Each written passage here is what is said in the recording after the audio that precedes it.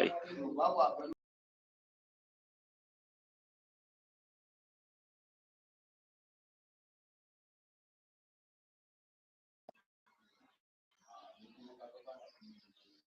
Kaji ma? Na ce ba ka son ka auri 'yar Abuja kenan.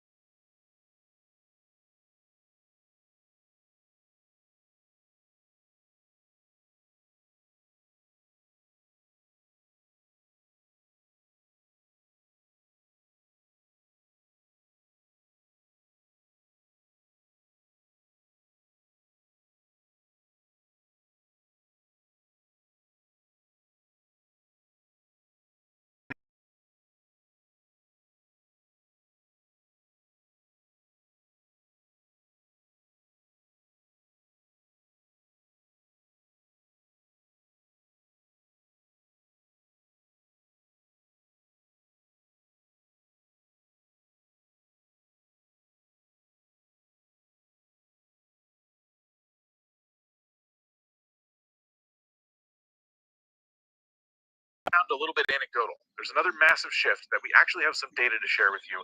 It involves the length of videos. You might have noticed, even in the age of shorts, YouTube videos seem to be getting a bit longer. In fact, there's been a significant increase in the number of videos exceeding 20 minutes uploaded to YouTube, and that has surged dramatically from 1.3 million in July of 2022 to 8.5 million by June of 2024. And this indicates a growing preference among creators to make longer form videos. Additionally, the average length of videos among top channels is now around 13 to 14 minutes, with many popular creators regularly producing content that is longer than 20 minutes. Those numbers obviously represent videos that us creators are posting to the platform, but we wouldn't be doing that if it weren't for viewers watching that content in the first place. All this really means is that people are canceling their subscriptions to things like Netflix and opting to hang out on YouTube as a free alternative for their regular day-to-day entertainment. Additionally, as a platform, YouTube is benefiting from some outside things that are happening, such as potential of a TikTok ban. Stuff like this is going to push more people to figure out what YouTube has to offer, both in terms of long and short form content. We also can't forget that accessibility has changed a lot in the last couple of years when it comes to what in 2025, creators can leverage AI tools that are going to enhance their workflow. For example, there are platforms that will take a long form video that you make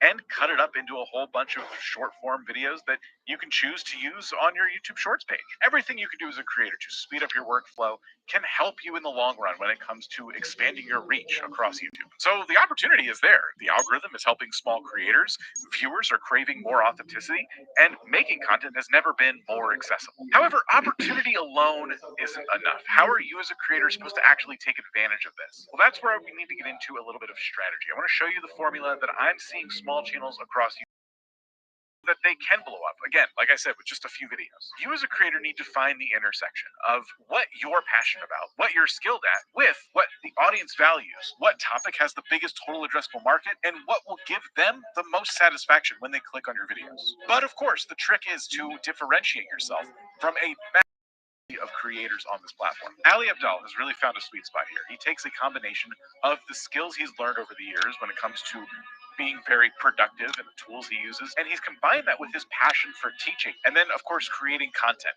And those two things together help his viewers become more efficient in their day-to-day lives. We live in a world where people just get overwhelmed because life is just a lot. Another thing about Ali Abdaal is that he leverages his past successes and the fact that he used to be a doctor. This has come up in a number of videos, and all of these things he finds helpful to his overall career trajectory on YouTube. So next is that you should create relatable experiences. You should be more open about who you are. Viewers want authenticity, and if you're willing to be more open and share parts of yourself in your content and tell your story, people will connect with you. There's nothing wrong with wanting to include flashy visuals and effects in your content, but let's be real.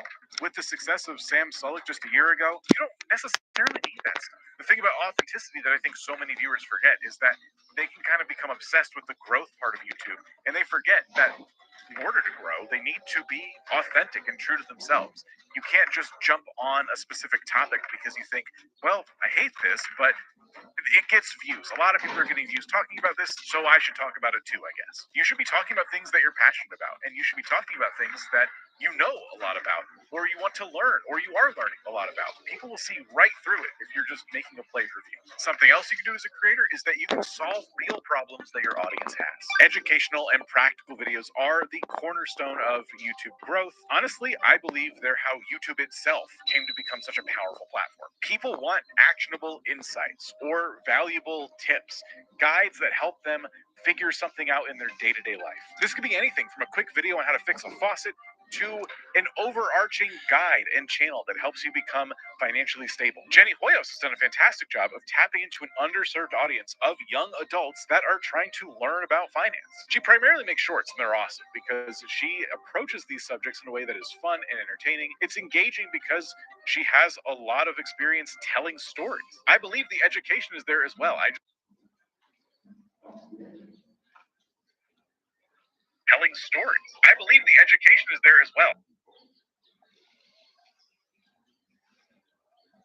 I believe the education is there as well. I just think it kind of hits you on a more subconscious level. And one of the ways Jenny has been so successful is because with every upload, she sparks curiosity. You should really be experimenting with content formats that make a viewer stop and go, oh, wait a minute, I need to see this. It can be anything from a thought-provoking challenge or some kind of wild experiment you're trying, or you're just giving a thought-provoking presentation about a topic you're passionate about. A recent example I love is from a creator I watch all the time. He's called Doug Doug, and he's primarily a gaming creator, but recently he did a presentation about a topic he was just really excited about. He wanted to ask the question, if you make AI images, who actually owns them? Who owns the copyright to that? I happened to be watching this live, and I thought he was just messing around, but he actually prepared a full presentation and talked about all the things that he had recently learned about copyright law, especially as it pertains to AI images. This wasn't something he put on his main channel, I will give you that, but he did put this on a secondary channel that's also pretty successful. And I think this could introduce a lot of new people to his content. And I think the important takeaways there is that,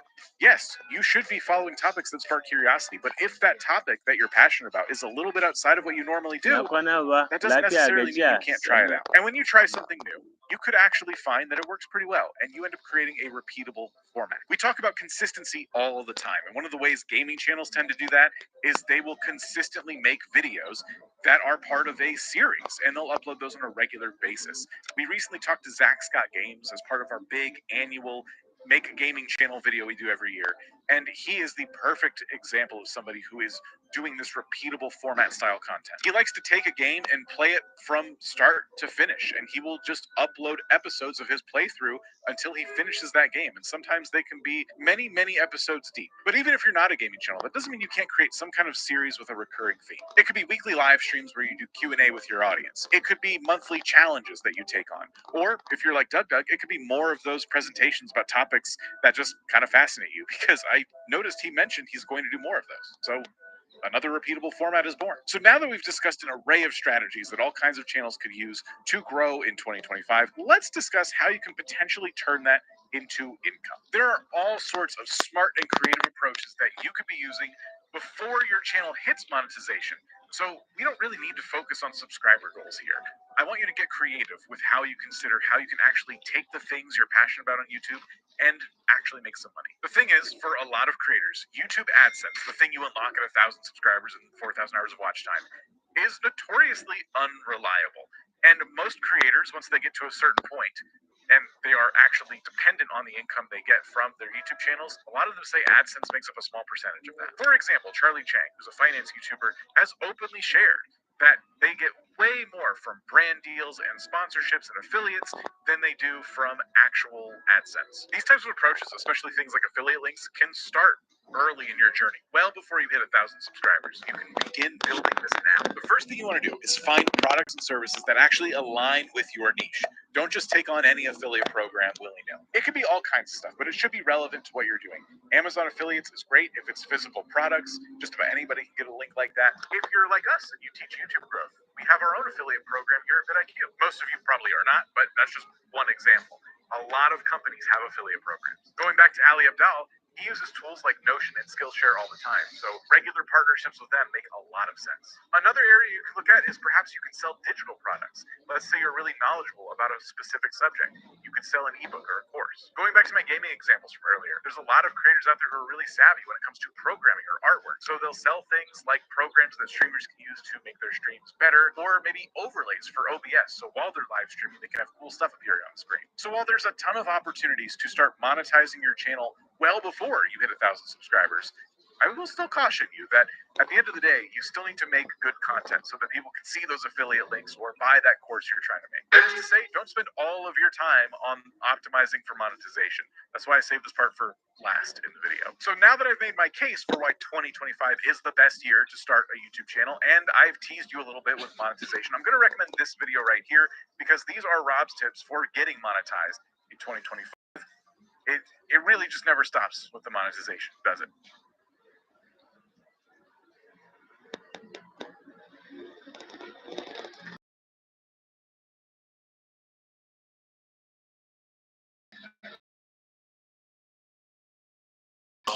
Needs masters.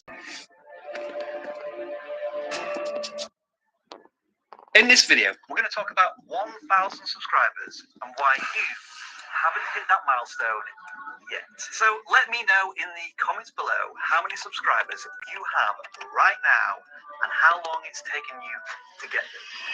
If you're consistently making what you believe to be high quality videos, but you're still stuck under 1,000 subscribers,